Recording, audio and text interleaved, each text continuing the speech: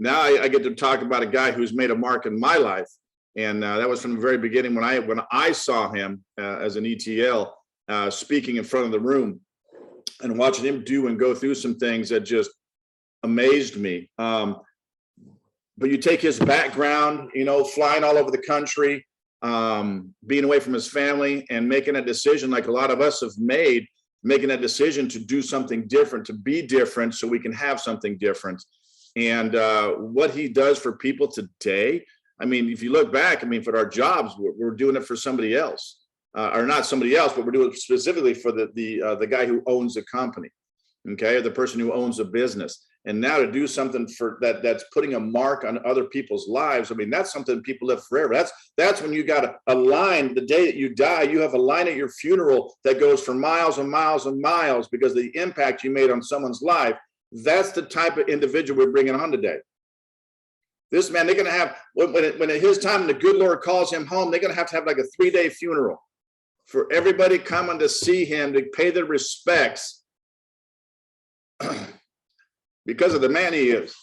I appreciate him dearly. He's a dear friend. I love him.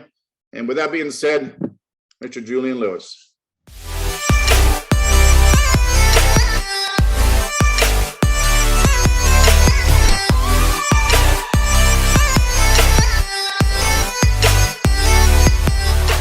What's up, Captain? It's for you, bud. It's all for you. Good to see you, brother. It's good to see you. Thank you. That's so funny. I appreciate everything that you do. Chris, you already know it. I mean, whether it's the holidays or just when when we get a chance to reach out and talk to each other. One thing I want you guys to know about Chris is no matter what's going on in the world, no matter where he's at, he will find a way to reach out and just check in on you. And it's because it's not just about business. Like he mentioned in the beginning, it is family. And I love you guys. I love you and Rose. And it's I'm excited to be able to get to see you here real soon. And I want to let everyone know that if you get to work with Chris personally, you already know. If you don't know, it's a reminder. He wears his heart on his sleeve, and he wants to push people to greatness because he wants to see everyone be able to realize how amazing their lives can be. So thank you so much again for everything you do, sir. And I'm excited. I hope I can bring at least some smoke, if not the fire, today. But guys, we're going to be talking about a topic that all of you are familiar with. Several leaders have touched on this topic before, and I want to see if I can approach it from a different way, just to get you a little more familiar with why you shouldn't fear this topic. So first thing I want to do is I actually want to bring up somebody that all of you know of. I'm bring up a video, and I want you to understand something. So if you're taking notes, you have a title, because we know Mr. Thomas loves to do things with titles, right? So the title is Failure Isn't Holding You Back. Okay, so the title is Failure Isn't Holding You Back. Let's hear what Mr. Simon Sinek has to say about this. The human brain cannot comprehend the negative. It is incapable. Yes, it's true. I'll give you an example. I believe you. Okay? No, I'll give you an example. You don't have to believe me. I'll prove it. Okay? The human brain cannot comprehend the negative. You ready? Don't think of an elephant. Oh. Yeah, I know. You can't tell the human brain not to do something, right? And so what happens is we very often reinforce things when we put things in the negative, right? I can't get apart, right? Or I can't do this versus I'm going to keep doing this. I'm going to keep doing this. Right? And it's such a huge thing to convert things into the affirmative. You're supposed to do it with children as well. We're supposed to say, instead of saying to children, don't eat on the couch, we're supposed to say, eat at the table. Right? We tell people what we want them to do, not what we don't want to do. Pilots know this, right? It is well known in the pilot community that when you tell a pilot, don't hit the obstacle, they'll hit the obstacle. Because what they're doing is focusing on the obstacle. Skiers know this. If you ever seen skiers go through trees, do you know how they do that? It's very easy. It's actually surprisingly easy. If you go through trees on skis and you go, don't hit a tree, don't hit a tree, don't hit a tree, guess what you're watching? You're only looking at trees. All you're doing is seeing trees. You don't understand how anyone can ski with all these trees, right? As opposed to follow the snow, follow the path, follow the path. The only thing you see is the path. Skiers know this. If you say don't hit a tree, you'll hit a tree. You won't be able to find a path because all you see is millions of trees. If you say only follow the path, you actually don't see any trees. There's actually very sparse trees. There's plenty of path. There's plenty of snow. It's the same thing for you. If you focus on the obstacles, all you will see is obstacles. If you focus on the path through the trees, all you will see is path through the trees. It's your choice how you choose to perceive your own career. It's literally perspective. You guys like that? It's literally perspective. And I want to give you a little bit of perspective on failure. So if you take a look at these slides that I'm bringing up, be real quick. What I want you to understand is there are even different perspectives on failure with the definitions. I don't know if you guys realize this, but if you Google failure, you're going to get all these weird definitions. So one of the first ones that comes up, you Google it. This is the one that pops up first, right? It says, what is failure? Failure, number one, lack of success, an economic policy that is doomed to failure. Number two, the omission of expected or required action, their failure to comply with basic rules. Let me ask you guys a question. When it comes to these two definitions, do they have a positive connotation or a negative one? Negative. It's negative, right, Maria Estrada? It's negative. So if you look at this, what about this one? This is from Webster. Failure, definition of failure, omission of occurrence or performance, specifically a failing to perform a duty or expected action. B, a state of inability to perform a normal function. Does that sound negative or positive? It's negative, right? Come on, that sounds negative. All right, well, let's take a look at this one. This is the one that I like the most. All right, and you might want to screenshot this one as we get into this, because remember, it's based on, what did Simon Sinek say? It's based on your perspective, right? So failure is the state or condition of not meeting a desirable or intended objective and may be viewed as the opposite of success. But here's the deal. The criteria for failure depends on context and may be relative to a particular observer or belief system. Highlight that part if you're taking notes. The criteria for failure depends on context and may be relative to a particular observer or belief system.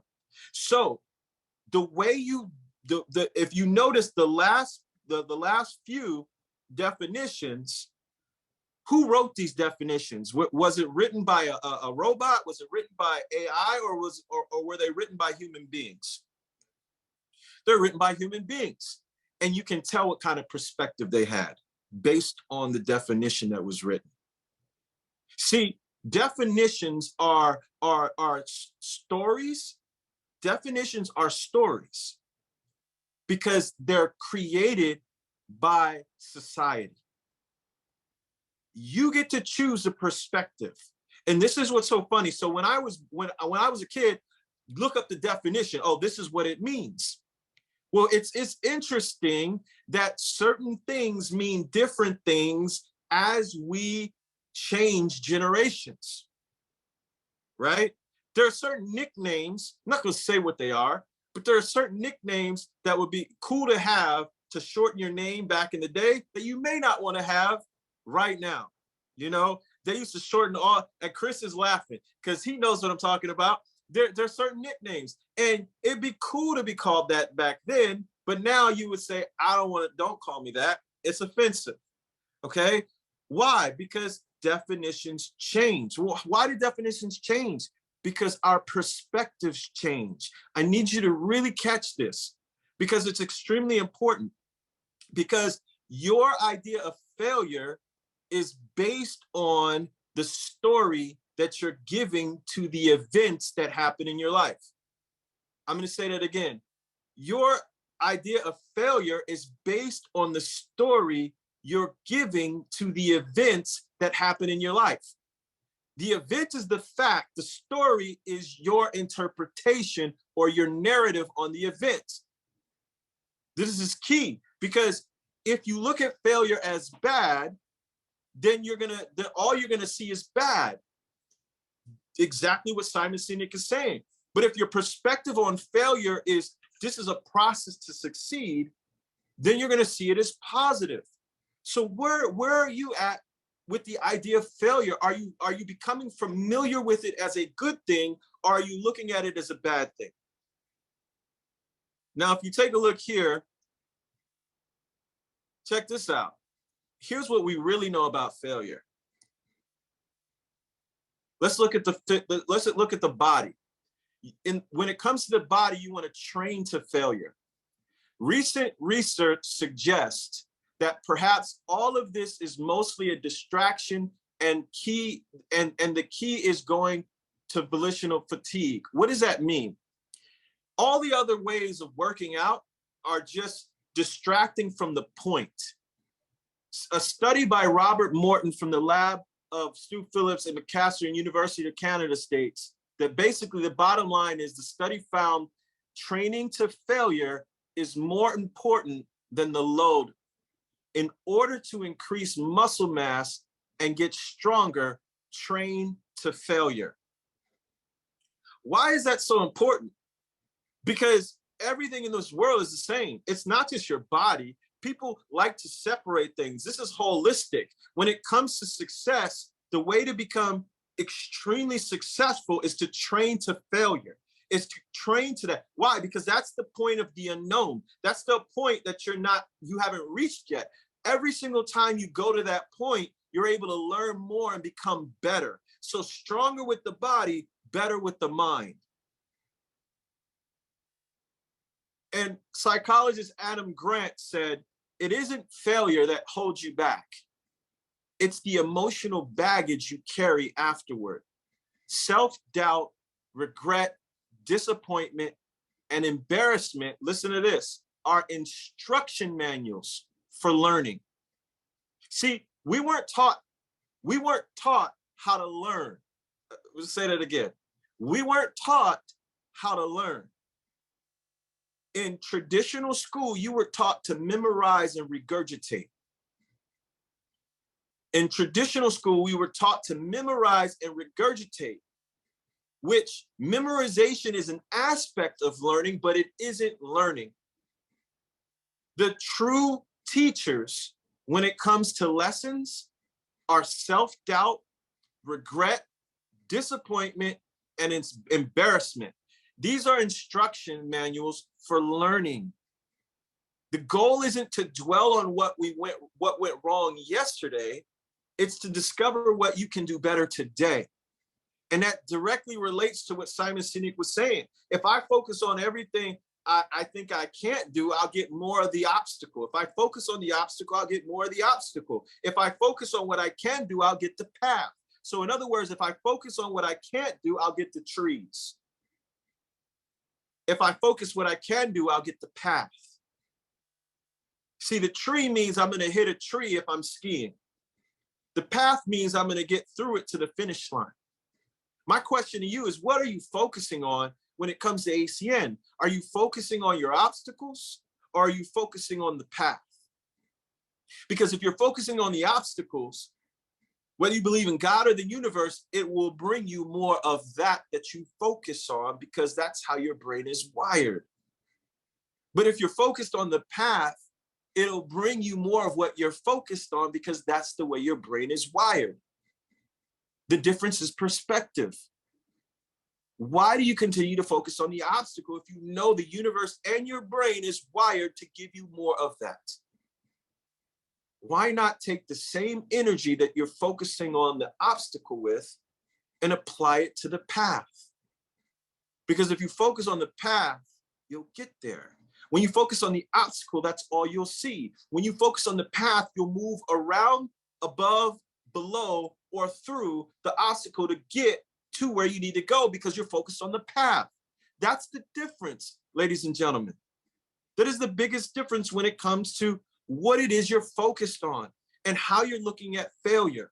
And when I started to realize that, I got excited about failure. And I want to talk about it from a physical perspective. See, because if you were on this conference call when Dean Turali was talking about it, at my largest, when I met Dean Turali, I think I was about 235 pounds. I range anywhere between 160 and 175. At my most shredded, I'm probably 155. You won't be able to tell it because it's all muscle. And so the reason why I'm talking about physically is I figured out something. The reason why I was able to get to where I was at in the workout part, not talking about the nutrition, because the majority of it was nutrition and it's a systematic approach. But the reason why I was able to get to it workout is because I would thrust myself into failure. I realized that when I thrusted myself into failure, I was able to do something special with my body. My body transformed. It was like a superpower. But when I didn't go hard in the workout every single time, in other words, when I didn't thrust myself into failure, I saw minimum results. How many of you ever worked out understand that this is true? So anybody that understands working out, you realize that you're supposed to take your body to failure. That is how you do it. But then when we look at the mind, we try to avoid failure. Now, let me flip this for a second. What if when it came to your workouts, you avoided failure? What would your body look like?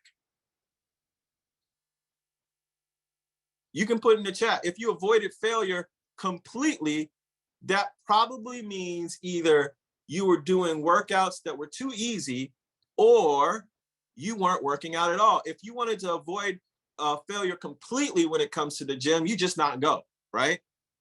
And if you don't go, what happens? You don't fail. Is this true?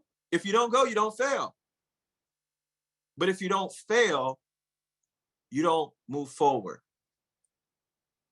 And see, one thing, and here's what happened, and I want to show you in a physical way. So I'm gonna bring up these slides again. Some of you that don't know what this is, don't worry. Some of you, this is gonna mess you up, all right? So I did this just last night so that I could show you. So I took this last night. So if you guys don't know what this is my resting heart rate. And if you don't know what that means, my resting heart rate is that of an elite athlete at 41 years of age. Why am I telling you this? It's because I take my body to extreme so that my day-to-day is effortless. I'm gonna hear, and I only have to take my body to extreme for 1 hour so that my day-to-day is effortless. Now, what does that look like with ACN? If I took myself to extreme failure for 1 hour a day, then my business would look effortless. So, all right, well, that sounds cool, right? I see a few heads nodding. That sounds pretty sexy. But what does that even mean? Here's what it means. If I wrote a list of 100 names and numbers, and I called every single person, I reached out to every single person, I text every single person, when you have 2 minutes to talk, it's important, I have exciting news. By the way, stop for a second. You probably want to write that down. When do you have 2 minutes to talk? I'm excited about something. I have great news. When do you have 2 minutes to talk? I'm excited about something. You can blast that to 100 people. And here's what's going to happen. You're going to get probably 90 responses. You know why? Because people are nosy. People want to know. People want to know what the news is. What are you excited about? What's the good news? People are nosy. They want to know. And so if you send that to 100 people, you're going to get 90 responses. And guess what they're going to tell you? When they have 2 minutes to talk. When do you have 2 minutes to talk? This afternoon, right now, 10 minutes from now. And all you're going to have to do is book your appointment solid and contact every single one of them. That they're already expecting you to reach out. And you book them into something. That's called going to failure. And if you did that every single day, your business would look effortless. And the reason being is because you're throwing yourself into failure. You're throwing yourself into the nose. You're throwing yourself into exposure. We know what it looks like. For every 10 people that you present to, 2 people will enroll. That's just the number. That's the ratio. So if that's the case, and you have 90 people that respond back to you, and out of those 90 people, let's say 45 of them actually take a presentation, and out of those 45 people, if 10, that means at least what? You at least have 4.5 people, 4 people and a child, I don't know, 4.5 people that actually join your team from this. But you know what happens? You get better. See, you can't throw yourself in that much activity without getting better at communicating what you're trying to explain. See, people think it's a talent. They're asked, and Chris, you know what I'm talking about. When people hear you talk, or you do the presentation, they hear me speak, or they hear Dean Tarali, or they hear James Adlam or Mr. Thomas, they say, oh my gosh, they're so great. They sound so, no wonder they're doing well. What you don't realize is the sounding great came from throwing ourselves into failure over and over again until these things became concrete. See, if I start to sing a song that's popular, a lot of people on here would start to sing the song. You know, if I do a jingle from one of the introductions to a sitcom from back in the day, every single one of you will know it. It's just the way it is. It's because you've heard it over and over and over again. How many of you have ever heard a song on the radio that was bad, like really, really bad to you? But you realize somebody must like it because this station plays it a lot. Has that ever happened to you before? And you hear it over and over again and you dislike the song. Adamantly, you dislike it. But after a while, what happens? You know the words. You know the words. Here's what makes me really, how many of you, I want to see, I'm going to bring up the gallery because I need to see this. Give me one sec. All right. How many of you, because I can see you now, how many of you by a show of hands have memorized a song you don't like in that way that I just said? Be honest. Raise your hand if you're honest. Be honest. You see all those hands raised? Don't you guys think that's weird? I think it's weird. Here's why. You memorize a song you don't like, but you claim to like ACN and ain't memorized that song yet.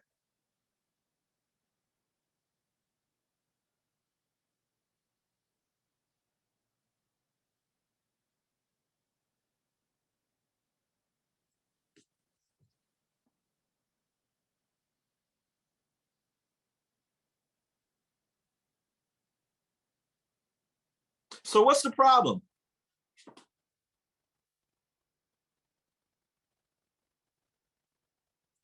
Is it the words?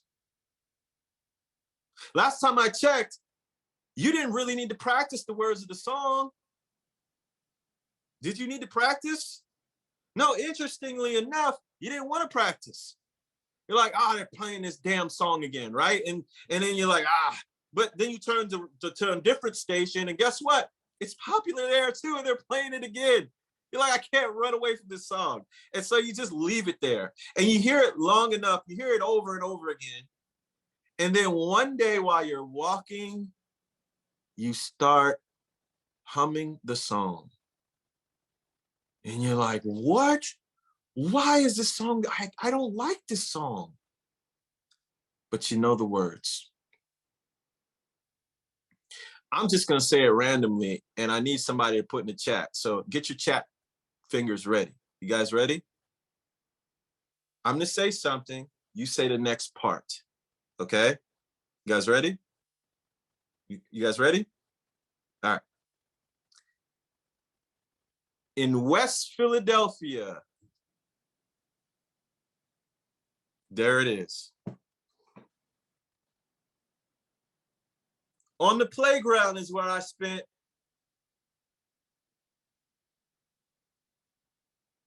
There it is. So you know what you've taught me right now? That you're already experts of ACN, because all ACN is speaking. Like Mr. Curtis Evans said yesterday, ACN isn't hard work. Matter of fact, you've mastered ACN when you were a toddler learning how to speak. Because toddlers learn how to speak by mimicking us. That's all this is. You mimic and you mimic until you master. And when you master, it's going to take on its own flair. See, a lot of times people think, well, I want to be like this person. Oh my gosh, this person sounds great. I mentioned people before, James Allen, so they copy James, or Chanel Burt, so they copy Chanel, you know, or Aaron Burt, so they copy Aaron, or Jeff Street, or Patrick Mazer, or anybody. They copy. Why? Because they say, I like that person's style. Is this true? What if I told you that styles don't exist? What if I told you the truth and you were okay with it and accepted it right now? Style doesn't exist. The only thing that exists is you expressing who you are at the core, your DNA, through whatever it is, the language that you speak. So when you see Kobe Bryant play in the beginning of his career, he looked up to Michael Jordan, and people called him Baby Jordan. But when he practiced his jump shot, when he practiced his crossover over and over again, all of a sudden, when he mastered it, he became Kobe Bryant. He expressed it in a different way. Instead of sticking out his tongue when he was dunking, he would chew on his shirt, because that was a Kobe thing. And it wasn't because it was his style. It was because he got to the point where he internalized it, and it was playing basketball just became like speaking a language. See, when you're looking at people and the way they do ACN, it's not because they created a style, it's because they did the skill. See, the jump shot is a jump shot until you master it and you express the jump shot through your DNA. That's all it really is. There's no such thing as style. Your fingerprint, your DNA, there's only one you. So when you do it long enough, you comes through whatever it is that you do. Jay-Z said the exact same thing. I mastered it and I was able to express who I am through my language, which is rap. There's no difference between what you are doing and other people are doing, except for you haven't given yourself the permission to fail.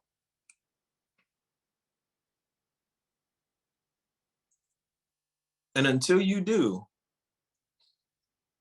nothing you do will be at the level of success and results that you actually want it to.